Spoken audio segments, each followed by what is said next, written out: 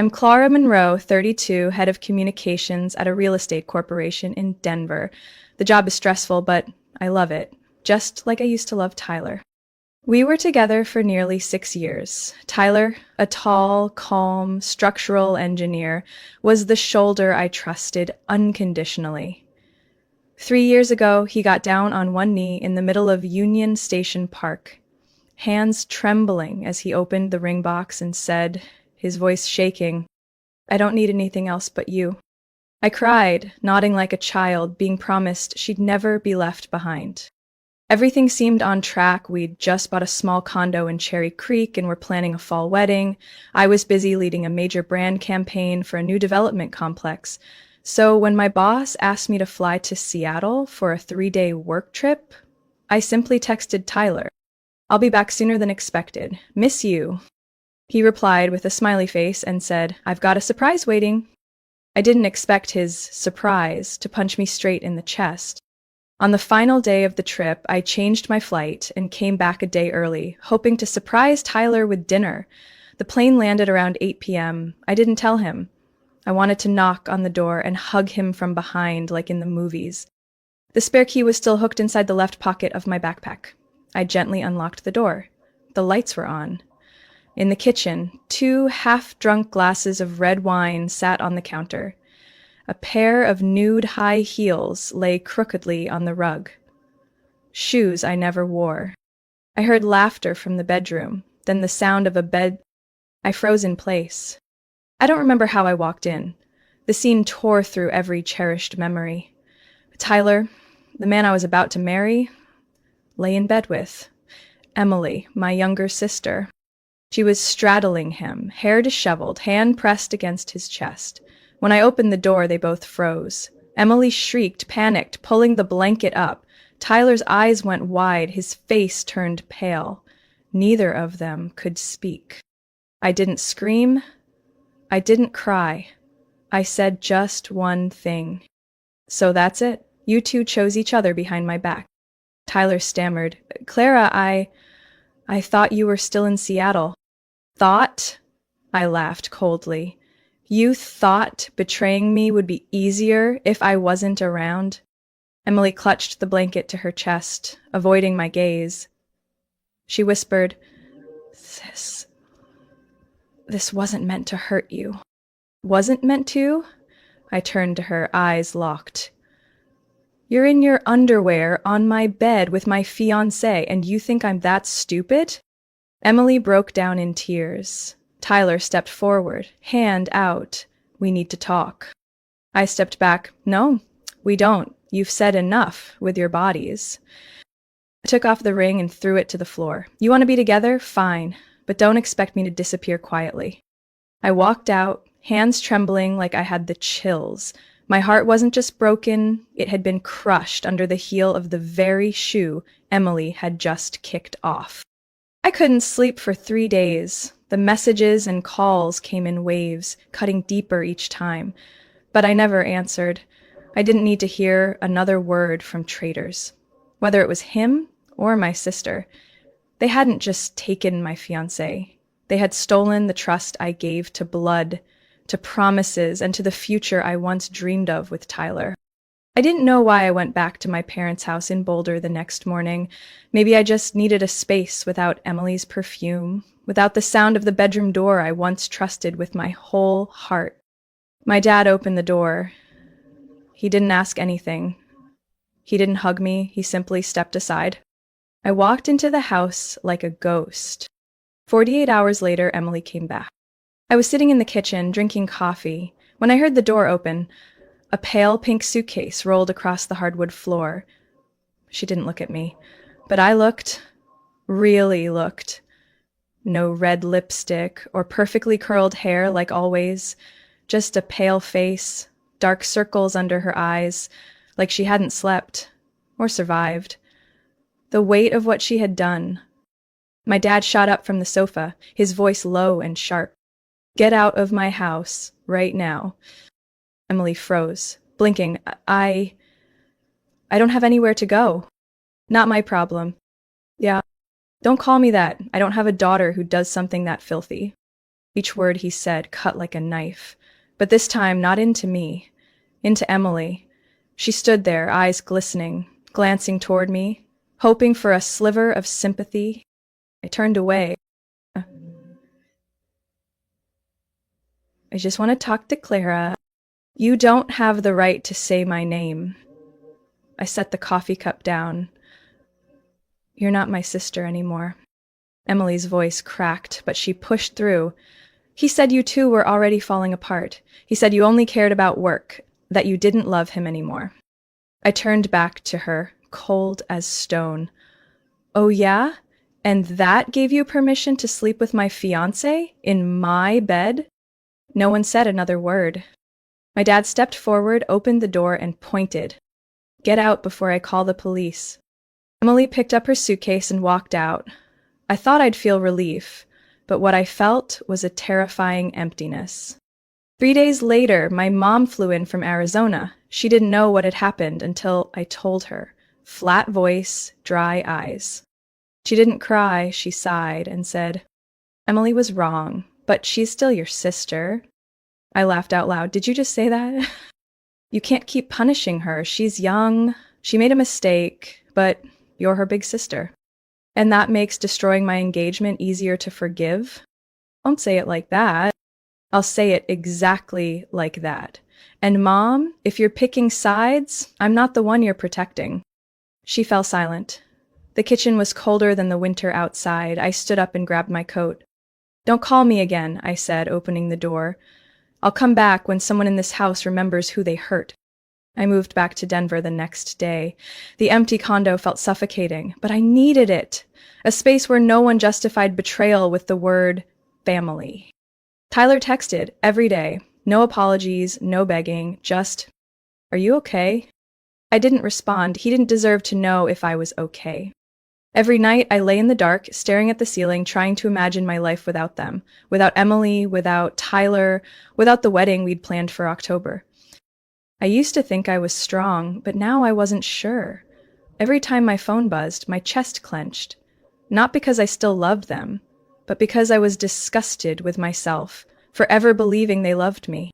A week later, I opened Instagram. Emily had posted a photo, wearing white, standing next to Tyler. The caption read, "We don't need anyone's blessing, as long as we have each other." It had over 800 likes, including my mom. I turned off my phone. Didn't cry. Didn't throw it. I never thought I'd have to see their names printed on the same line, but on a May morning, I found a thick, cream-colored envelope with gold trim and embossed floral patterns in my mailbox. No return address. I already knew. A chill ran down my spine. I carried it inside like it was something dangerous. I stared at it for 5 minutes before finally pulling out the card. Inside was a meticulously designed wedding invitation. Glossy black ink, the words printed clearly.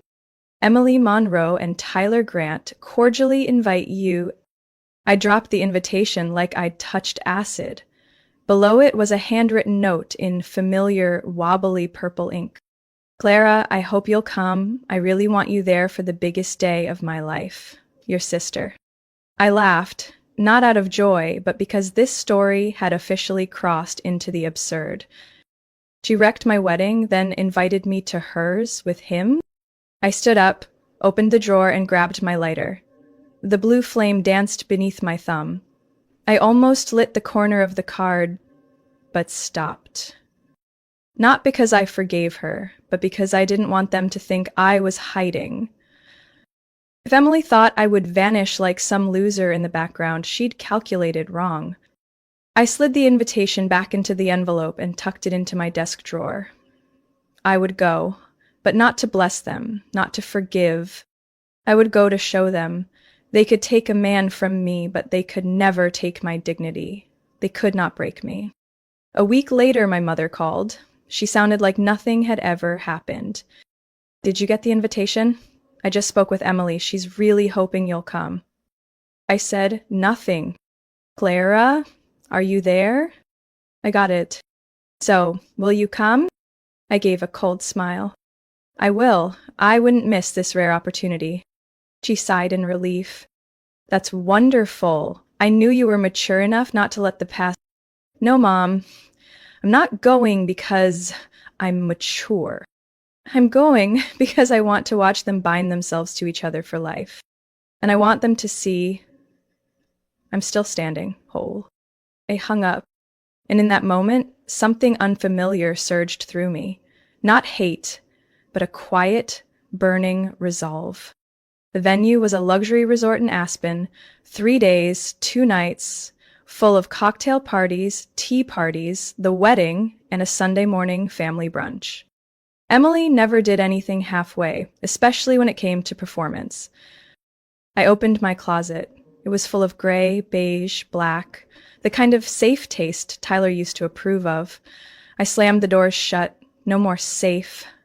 I would walk into that wedding as a living declaration, bold, in control, no apology needed. That night, I called my best friend, Rachel. She didn't need the full story. You're not going alone, Rachel said firmly. We're going to plan this, the most fabulous plan. You're not scared of that crowd? Clara, I've watched you cry like a broken doll on your kitchen floor. If you're getting back up now, I'll stand right beside you, or in front of you if wind blocks need to be punched. We laughed. For the first time in weeks, my heart felt a little lighter. 3 weeks later, I got a message from an unknown number. Clara, I know you hate me, but I'm asking, please don't come. Don't do anything that will make people uncomfortable. Tyler? I stared at the screen. 1 second. 2. Then I replied, oh, I'll be there. And I'll be in the front row. Count on it. Then I hit send. From the moment I decided to attend the wedding, I knew I couldn't show up as Clara the broken one. I wasn't going to be a silent backdrop to their borrowed happiness. I was going to remind them what they lost was someone irreplaceable. Rachel named our preparation Phoenix, and I was the one rising from the ashes, Tyler and Emily left behind. Step 1, physical transformation. That first week, Rachel dragged me to a small gym in downtown Denver, where she used to train with a private coach. You're not here to lose weight, she said. You're here to gain strength. You're walking into that wedding like a gravitational pull. The trainer's name was Alex, Puerto Rican, carved like a statue with a smile that never dimmed. He didn't ask why I was there. He just said, we're going to help you feel like yourself, only stronger. The 6 a.m. sessions made me want to quit. But every drop of sweat on the mat felt like a wound finally healing. Each dumbbell lift felt like I was shedding the weight of betrayal I'd carried for the past 3 months. After 2 weeks, Rachel booked a session with a stylist named Monica, who had worked with Met Gala guests. Monica looked me up and down, then tilted her head. What do you want everyone at that wedding to feel when they see you? I didn't hesitate. Regret. She smiled like a cat who'd just trapped a mouse. Good, then you're not wearing pastels. You're wearing power. We browsed more than 10 boutiques before Monica stopped at a discreet, unmarked store. There, she pulled out a deep sapphire gown, plunging neckline, flowing silk, studded with shimmering stones like fallen stars. When she stepped out of the fitting room, Rachel froze. Monica clapped. This isn't Clara the betrayed anymore, she said. This is Clara, the woman Tyler should tremble to face. I had never worn anything so bold, but for the first time in months, I didn't feel the need to hide behind simplicity and modesty. I needed the world to know. I'm still here. I survived. Monica didn't stop there. I dyed my hair from cool brown to caramel ombre with soft waves. My face was redefined through professional makeup. Sharper eyes, matte full lips, a touch of bronzer to reflect quiet confidence. Then came presence. Rachel signed me up for a 4-session body language and presence course. You need to walk into a room like you own it, she said. Even if I don't, especially when you don't. I learned how to walk slowly, keep my head high, hold eye contact, and smile just right. Not the polite kind, the kind that makes people wonder, what does she know that I don't? Each night I stood in front of the mirror, staring at the woman in the reflection. She no longer flinched at pain. She was ready to walk into the lion's den. Not to be torn apart, but to teach the lion how to fear. And then, 2 weeks before the wedding, Rachel gave me one final suggestion. You'll need someone to go with you. You mean a fake date? Not fake, just someone who turns that wedding into a comparison. I raised an eyebrow. Do you have someone in mind? Rachel winked. Oh, I do. And trust me, if there's anyone who'll make Tyler swallow hard, it's him. I laughed, but I didn't say no. The charity gala took place at the Ritz-Carlton in Denver, an event gathering donors for the Pancreatic Cancer Support Fund, where my company was a silver sponsor. Rachel had begged me to attend in her place because of a scheduling conflict with her cousin's wedding. I hadn't planned on going, but then I thought, if I wanted to walk into my sister's wedding at my absolute best, practicing my social presence, somewhere like this was part of the plan. I chose a simple black bodycon dress, a low-bun hairstyle, and plum-colored heels, not too flashy, just enough that no one would assume I was hiding from the world. After the silent auction and opening remarks, I slipped away to the bar for a drink. As I reached for the glass handed by the bartender, I accidentally bumped into a man behind me. Red wine splashed across the front of his crisp white shirt. Oh my God! I'm so sorry, I gasped, grabbing napkins from the bar and trying to blot the stain. It's all right, he laughed, gently taking my wrist to stop me. Honestly, this shirt was too serious for tonight anyway.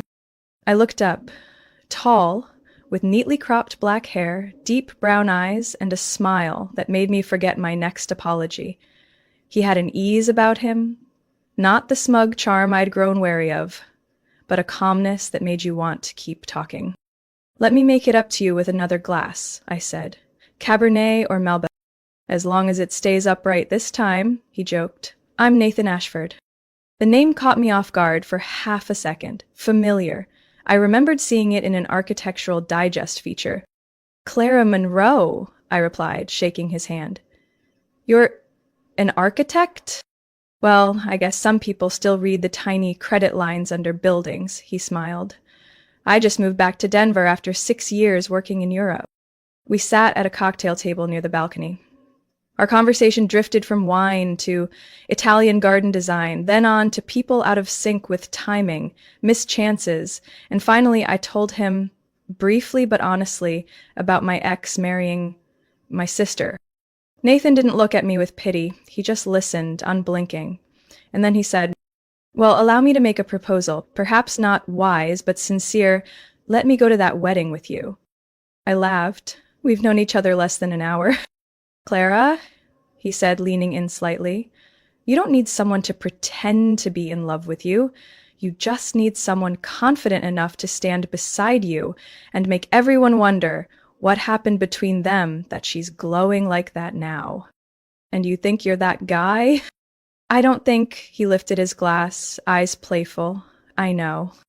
I didn't answer right away, but that night when he asked for my number and I didn't say no, I knew I had stepped into something both dangerous and thrilling. In the weeks that followed, Nathan and I saw each other often. He took me to an architectural exhibit at the Denver Art Museum, treated me to dinner at a Peruvian restaurant where the chef was his friend, and once drove me through the mountain roads of Evergreen. Just to quiet the city noise, he said.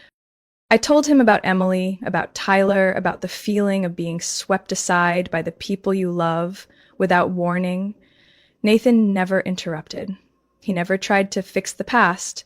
He simply listened. And that, more than anything, made me feel whole again. One night, just before we left for Aspen, I asked him, are you sure you want to come with me?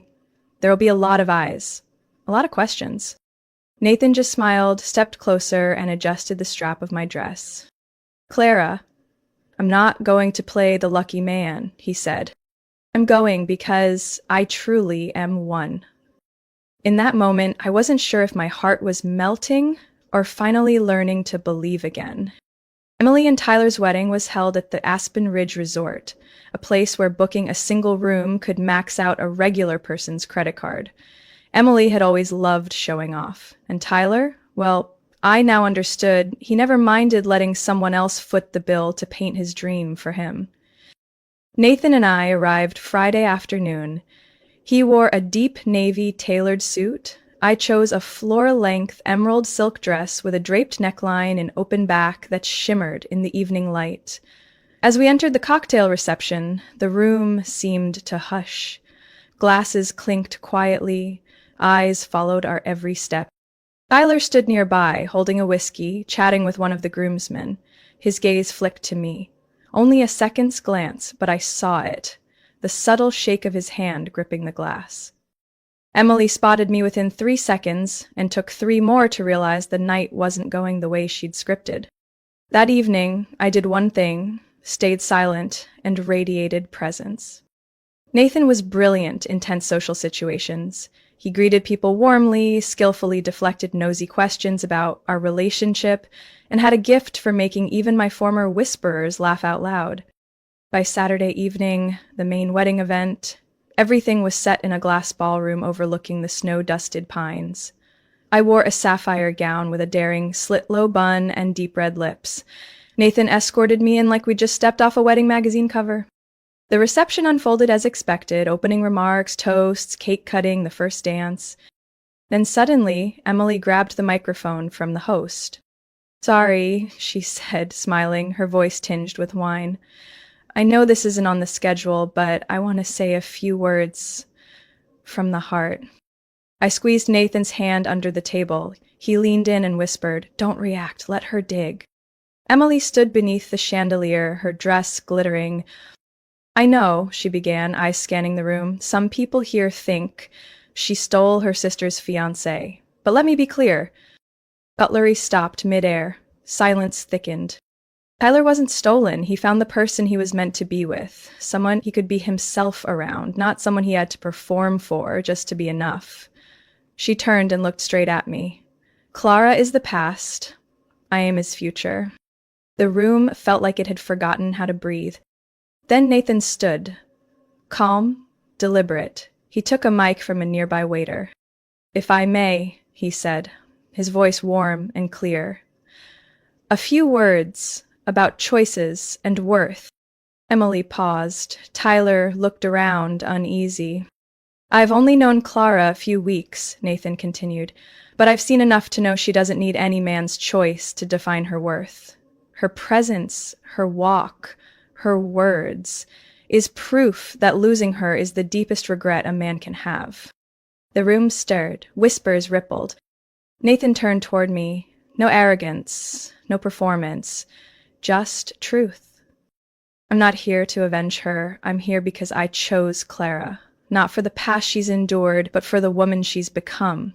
And for anyone wondering, I'm not a stand-in. I'm the new beginning. Better, real, and absolutely certain." A pause.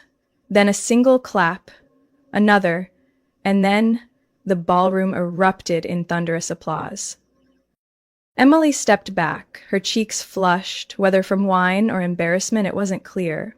Tyler bowed his head, avoiding my gaze. I left the ballroom while the band was playing a love song for the bride and groom.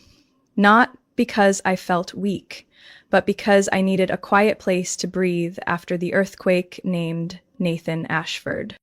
The women's restroom sat at the end of a long hallway lined with gray carpet.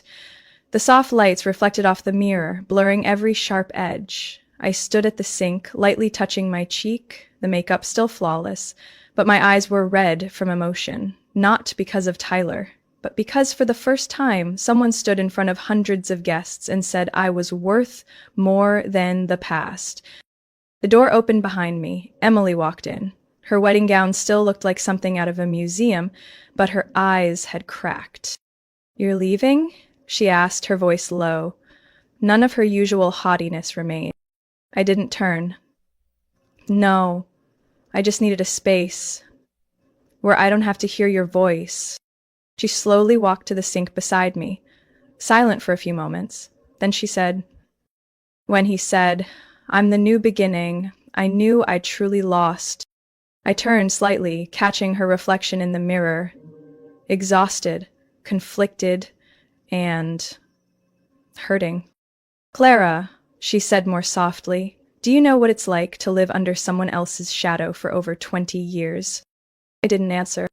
I never hated you, she continued. You were the first one to teach me how to tie my hair, the one who took the blame when I broke the neighbor's window in elementary school. But you were always better. Always the one Mom and Dad bragged about. You went to Stanford. I barely made it into state college. You spoke at that national media conference, and me, I just quietly checked your updates on LinkedIn. My hands clenched. My chest ached. Not out of pity, but from the realization that I had never really looked at my little sister. And then one day, Tyler walked into the cafe where I worked. I don't know why, but he talked to me for nearly an hour. At that moment, I wasn't thinking long term. I just felt seen. Finally, someone noticed me, without mentioning the name Clara. You knew he was my fiancé. Not at first. But by the time I found out, it was already too late, and instead of stopping, I thought, this time, I'm not stepping back. I turned to her, facing her directly. You slept with my fiancé to escape my shadow? I'm not trying to justify anything, Emily replied, her eyes welling. I just want you to understand. To me, Tyler wasn't entirely about love. He was proof that I could win, something people thought only you deserved. I gave a cold chuckle. So, how'd it feel when you realized he wasn't worth winning? Emily choked up. He doesn't look at me the way Nathan looks at you. He doesn't even look at me the way he did at first. You can hate me forever, but I dug this hole myself, and I'm still falling. The air grew heavy. I handed her a tissue. Instinctively, you're always like this, she whispered. Even when I broke you, you still reach out. No, I said, voice steady. I'm not forgiving you. But I'm done wrapping myself in pain like it's a security blanket. Maybe we'll never be sisters the way we once were. But today, I choose not to hate you anymore. Emily nodded. Her tears stained the sleeve of her wedding gown.